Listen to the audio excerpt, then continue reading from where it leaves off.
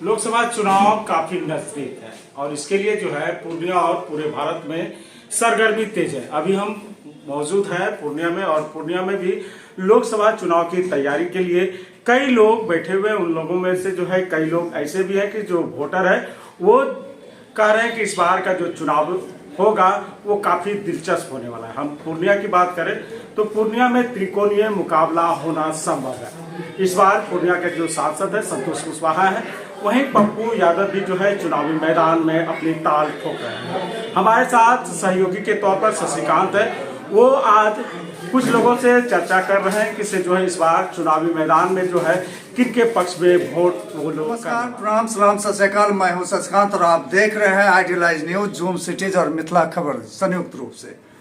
जैसा कि आपको पता है कि बराबर एक एपिसोड लेकर के मैं आ रहा हूं नुक्कड़ चर्चा पे कि लोकसभा चुनाव को लेकर के एक चर्चाएं करता हूं। मैं प्रत्येक सप्ताह यह लेकर के आता हूं और आज नुक्कड़ चर्चा पे मैं आ गया हूं पूर्णिया के सुदिन चौक पर। और आप देख रहे हैं कि जैसा कैमरा में दिखाई, यहाँ पे तमाम लोग हमारे बीच बैठे हुए हैं और आज मैं इनसे जानता हूं कि पूर्णिया में लोकसभा चुनाव को लेकर के क्या हवा है और किस ओर हवा का रुख होने वाला है। जैसा कि कुछ लोगों का कहना है कि जो माननीय सांसद हैं उन्हीं की ओर हवा है, कुछ लोगों का कहना है कि पप्पू यादव की ओर हवा है, कुछ लोगों का कहना है कि बीजेपी की ओर है। लेकिन एक यह भी है कि बीजेपी में चेहरा नहीं है, तो बीजेपी में चेहरा कौन होगा, इन तमाम चीजों को लेकर के हमारे बीच में बुद्धिजीवी बैठे हुए हैं। और संयोग की बात यह है कि यहाँ पे जो भी बैठे हुए हैं वो शिक्षा से रिलेटेड हैं, यानी एजुकेशन से रिलेटेड हैं, शिक्षित वर्ग हैं, शिक्षक हैं। तो अब इनसे बेहतर और कौन कह सकते हैं। तो आइए सीधे मुखातिब होते हैं इन लोगों से। सर, आप क्या कहना चाहेंगे, पूर्णिया का रुख किस ओर है? मोटे तौर पर यह माना जा सकता है कि हमें उन व्यक्तियों को निश्चित रूप से तवज्जो देना चाहिए जो शिक्षा, स्वास्थ्य और रोजगार के सृजन में सक्षम हो। आपको क्या लगता है कि अभी तीन चेहरा बहुत खुल करके सामने आ रहे हैं? पप्पू यादव जो लोगों के बीच में जा रहे हैं और समाज सेवा कर रहे हैं, लोगों के दर्द को सुन रहे हैं। दूसरा जो है हमारे माननीय सांसद संतोष कुशवाहा जी हैं और तीसरा जो है बीजेपी के और लोग जो है रुख कर रहे हैं। तो आपको क्या लगता है कि इन तीनों में से कौन आएंगे और कौन जो आपने कहा बच्चे लोग आते हैं, उनके रुझान से तो यह नहीं लगता कि निवर्तमान सांसद जो हैं उनके सपोर्ट में बेहतर हवा बनती दिख रही है। वर्तमान सांसद के पक्ष में नहीं, हवा बनती नहीं दिख रही है। और प्रतिपक्ष में जो भी लोग रहेंगे, अगर वहां पर कुछ मजबूत और जाना पहचाना चेहरा आएगा तो सकारात्मक परिणाम आ सकते हैं। यानी आप नटसेल में घुमा फिरा करके कहना चाह रहे हैं कि पप्पू यादव जी आ रहे हैं। आप नाम क्लियर नहीं कर रहे हैं, लेकिन ऐसा मैं नहीं कहना चाह रहा हूँ। लेकिन जो भी लोग अगर कोई जाने पहचाने चेहरे से आते हैं, जो लोगों के हर एक दुख सुख में खड़े होते हैं और अच्छे पार्टी से आते हैं, तो निश्चित रूप से उनको फायदा मिल सकता है। तो आपके हिसाब से कौन दुख सुख में खड़े हैं, ये बताया जाए। दुख सुख में तो अक्सर खड़े होने वालों में चर्चा रहती है कि हमारे पप्पू यादव जी किसी भी समस्याओं में अगर वो जान जाते हैं तो निश्चित रूप से अपनी अहम भूमिका का निर्वहन करते हैं। इसमें तो कहीं कोई शक नहीं है। तो ये रहा, इन्होंने कहा कि पप्पू यादव जी सुख दुख में भागीदारी होते हैं, वो जाते हैं लोगों के बीच में, जनता का सुनते हैं, इसमें कोई शक नहीं। तो नटसल में इन्होंने कह दिया कि पप्पू यादव आ रहे हैं। इन्होंने हालांकि खुले शब्दों में नहीं कहा, लेकिन नटसल में कहा। हमारे बीच में युवा हैं, आइए जानते हैं ऐसे युवा से कि ये युवा क्या कहना चाहेंगे। क्या चलिए, युवा हैं, इनसे जान लेंगे क्या कहेंगे आप, कौन आ रहे हैं आपके हिसाब से? मेरे हिसाब से तो जो मतलब जनता का सेवा कर सके और जो सबको मतलब जो है दुखों का सुन सके, उसी को मतलब जनता को चुनना चाहिए। तो जनता का सेवा आपके हिसाब से कौन करेंगे? सांसद महोदय जो वर्तमान है वो करेंगे, या फिर जो है अभी हवा बह रहा है जिनका नाम इन्होंने नटसेल में कहा वो करेंगे, या फिर बीजेपी वाले करेंगे? नहीं, अभी तो मतलब जो है हम कहीं भी सुनते हैं तो पप्पू यादव जी जो है हर एक घर में जाते हैं, या कहीं भी कोई भी मतलब कुछ भी होते हैं तो वहाँ वो देखने के लिए जरूर जाते हैं। तो इस तरह से तो अधिकांशतः उन्हीं के पक्ष में जाते हैं। अच्छा, आप तमाम लोग कर रहे हैं पप्पू यादव जी जाते हैं सुख दुख में, तो आपको पता होगा कि पप्पू यादव जी का पिछला रिकॉर्ड खराब है। क्या वो उनके वोट पे प्रभाव नहीं डालेगा? अगर कोई भी कहता है, जब कोई भी जगता है तो अभी सवेरा होता है, तो पिछला रिकॉर्ड देखते हुए तो ये तो ठीक है, लेकिन अभी तत्काल में वही मतलब जो है आगे आ रहे हैं, तो सबसे सपोर्ट करना चाहिए। तो ये कह रहे हैं कि जो अभी तत्काल में यानी पिछला रिकॉर्ड जो है वो रिकॉर्ड इनके सेवा से जो है वो धूमिल हो गया है, वो रिकॉर्ड खत्म हो गया है, अब उनको करना चाहिए। बहरहाल हम ये जानते हैं कि क्या छवि लोगों के वोट पर लोगों के वोट पर असर डाल सकता है? क्या उनकी छवि या किन्हीं का भी छवि लोगों जो उनके वोट पर असर डाल सकता है? तो हमारे बीच संयोग से जो है नरसिंह नारायण सिंह जी जो स्वतंत्रता सेनानी थे, उनके पौत्र हैं, उनसे जानते हैं कि छवि का कितना असर होता है वोटिंग में। छवि का कितना असर होता है श्रीमान वोटिंग में? छवि का कोई असर नहीं होता है, मेन होता है आदमी का सेवा करने का भाव। हमारे पूर्णिया का सौभाग्य है, हमारे जो भी अभी सांसद हैं, चाहे भावी सांसद हैं, जो भी लड़ रहे हैं, सभी अच्छे बैकग्राउंड से हैं, सभी मिलके पूर्णिया का सेवा कर रहे हैं। हम सबके शुभकामना के साथ हैं, सभी कोई आगे बढ़े, और पब्लिक का डिसीजन है जनमत का हमें सम्मान करना चाहिए। और पूर्णिया में रेलवे का विकास नहीं हुआ है, रेलवे का वाशिंग पिट नहीं है, पूर्णिया में से पटना के लिए कोई डायरेक्ट ट्रेन नहीं है। बिहार एक पिछड़ा हुआ स्टेट है, यहाँ रेलवे का जो पैसा लगा हुआ है और रोड का जो पैसा लगा हुआ है वही बिहार में विकास के काम में आता है। हमारे यहाँ पूर्णिया में रेल का विकास होना चाहिए, और जो भी जीते वो रेल का विकास करें, और यहाँ हाईकोर्ट का बेंच बनना चाहिए, और सेंट्रल यूनिवर्सिटी बनना चाहिए, और हमारा ये और एम्स बनना चाहिए। यही चार चीज़। पूर्णिया मांगे एयरपोर्ट एयरपोर्ट भी चाहिए पूर्णिया के विकास के लिए। एयरपोर्ट मस्ट है, हमारा हक था, हमारे हक को काट के दरभंगा में दिया गया। खैर दरभंगा वाले भी को शुभकामनाएं है, पूर्णिया का पहला हक बनता है एयरपोर्ट का। हमारे यहाँ सब कुछ इंफ्रास्ट्रक्चर बना हुआ है, केवल एक पोटा के पोर्ट बनाना है जो कि मैन्युफैक्चर होकर तुरंत बन जाता है, उसके लिए बहुत ज़्यादा इंफ्रास्ट्रक्चर की जरूरत नहीं है।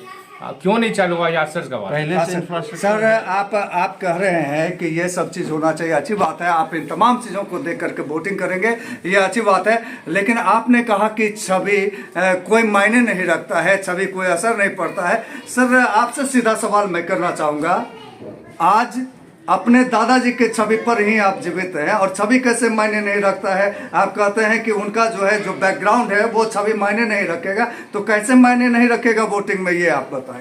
मेरे कहने का मतलब है, हमारे जो भी भाजपा के सांसद हों, चाहे माननीय पप्पू यादव हों, चाहे संतोष कुशवाहा जी हों, या जो भी सांसद हों, चाहे AIM का ही कैंडिडेट हो, जो भी हो, पूर्णिया की सेवा करें। हम सबके साथ हैं, पब्लिक जिनको वोट करेगी हम उनको वोट करेंगे। सभी हमारे लिए एक समान है, सभी एक समान है, और सभी में योग्यता है, सभी अपने स्तर से। अच्छा ठीक है, आप कह रहे हैं सभी एक समान है, सभी में योग्यता है, किसी एक को तो चुनेंगे आपके हिसाब से। योग्यता किन में है? पप्पू यादव में है, संतोष कुशवाहा में है, या फिर बीजेपी के किसी कैंडिडेट में? गुप्त मतदान है, जिस तरह एक आम जनता के नजर से आप हम देखें मतदान करेंगे, हम किनको करेंगे उनको हम साबित नहीं कर सकते। चलिए, यह बहुत बड़ी बात इन्होंने कहा कि मतदान गुप्त मतदान होता है, मतदान आपका अधिकार होता है, और आपसे आग्रह है कि मतदान जो है इसी तरह से आप सार्वजनिक नहीं करें, लेकिन छवि जो है देख करके करें। तो बहरहाल और भी हमारे बीच में है शिक्षक महोदय, आइए इनसे जानते हैं कि सर आप क्या कहना चाहेंगे इन तमाम मुद्दों को लेकर के। लोकसभा का चुनाव देश के स्तर पर होता है, ये एक स्थानीय चुनाव नहीं है। इसमें बहुत व्यापक रूप से जो सोचने वाले हैं, देने वाले हैं वोट, वो बहुत सारी चीज़ों को सोचेंगे और उस आधार पर वोटिंग करेंगे। अच्छा, उसी आधार पर आप वोटिंग करेंगे। देश भी किसी भी पढ़े लिखे या समझदार नागरिक के मन में रहेगा, देश जरूर जी। अब आइए, देश रहेगा मन में जरूर। इन्होंने नटसेल में अपनी बातें कह दी श्रीमान, इन्होंने कह दिया आप है तो मुमकिन है। आप समझ सकते हैं कि इनका इशारा किधर है। तो देश को देख करके वोटिंग करना आवश्यक है। तो आइए जानते हैं इनसे क्या कहना चाहेंगे आप इन तमाम मुद्दों को लेकर के। लोकसभा चुनाव जो है वो देश के मुद्दे पर ही होता है, लोकल मुद्दे कम नज़र आते हैं उसमें। तो ऐसे लोग चुन के आना चाहिए जो रोजगार, अर्थव्यवस्था, स्वास्थ्य इसको प्राथमिकता दे, ना कि हवाई बातें हो केवल। तो यही कहना चाहेंगे कि इन तीनों मुद्दों पे ज़्यादा जोर होना चाहिए, जिससे कि आने वाले भविष्य में हमारा देश और समृद्धि हो, खुशहाली हो। और शिक्षा, स्वास्थ्य, दो सबसे बेसिक चीज़ है, इस पर अगर जो जोर दे, और रोजगार, वो सही है। आप क्या कहना चाहेंगे श्रीमान इन तमाम मुद्दों को लेकर के? इन्होंने कहा कि देश के मुद्दा को देख करके वोटिंग करना चाहिए, लोकल मुद्दे को नहीं देखना चाहिए लोकसभा चुनाव में। तो क्या ये सही बोल रहे हैं या गलत बोल रहे हैं? इनका कहना एकदम सही है जी। और मैं ये कहना चाहता हूँ मीडिया के माध्यम से कि अभी हम पूर्णिया में जो है दो चेहरा मुख्य रूप से हम लोग के सामने में आ रहा है, एक पप्पू यादव, एक संतोष कुशवाहा। ऐसा नहीं है कि पप्पू यादव कर रहे हैं काम, उसके कामों को भी हम लोग शुरू से ही देखते आए हैं और संतोष कुशवाहा जी भी काम कर रहे हैं। उन्होंने कितनी बार ही संसद में जो है पूर्णिया के मामलों को उठाया, हमने मीडिया के माध्यम से इस चीज़ को देखा है। इसीलिए अब ये दोनों चेहरा हम लोग के बीच में है। अब यह हम लोग को निर्णय लेना है कि इन दोनों चेहरा में, क्योंकि दोनों ही जो है अपने स्तर से प्रयास कर रहे हैं और अच्छा काम कर रहे हैं। ऐसा नहीं है कि संतोष कुशवाहा जी इतना दिन यदि वो काम नहीं किए, वो भी कर रहे हैं और पप्पू यादव भी अपने स्तर से बहुत अच्छा काम कर रहे हैं, ठीक है। लेकिन अभी मेन जो लोगों का रुझान रहेगा उस ओर ही रहेगा और अब हमें इस चीज़ का फैसला लेना है कि हम दोनों में से किसको वोट देंगे। अच्छा, आपको क्या लगता है किनका पलड़ा भारी रहेगा? आप तो दोनों को कर रहे हैं, दोनों काम कर रहे हैं, तो आपके हिसाब से पलड़ा किनका भारी रहेगा? जनता किसके वोट ज़्यादा भागेगी? यह स्पष्ट रूप से तो हम नहीं कर पाएंगे। एक अनुमान आप क्या कर सकते हैं कि जनता किसको वोट अनुमानित देगी? तो पप्पू यादव की तरफ ही सबका रुझान ज़्यादा है जी। लेकिन इस बात को भी मानना होगा महोदय कि संतोष कुशवाहा जी ने भी काम पूर्णिया के लिए किया है और हमें मीडिया के माध्यम से ही हमने भी देखा है कि उन्होंने संसद में जो है यहाँ पर एयरपोर्ट की बात उठाई और भी बहुत सारे मुद्दों का, यहाँ रेल विकास का बात उन्होंने उठाया, एयरपोर्ट का बात उठाया और वहाँ स्पष्ट रूप से रेल के बारे में तो नहीं, लेकिन एयरलाइंस के विषय में जो है पूरा स्पष्ट रूप से मुद्दा उठाएगा। जो हमने देखा वही मैं कहूँगा, जो नहीं देखा उसके बारे में मैं नहीं कह सकता। लेकिन ये जो है रेल का मुद्दा के बारे में तो नहीं, लेकिन एयरलाइन जो नहीं है हमारे यहाँ मतलब जिला में, उसके विषय पर जो उठाया जा रहा है, जो है उस पर सुधार लाया जा सकता है जी। जो नहीं है उसको लाने का प्रयास सर्वप्रथम होना चाहिए।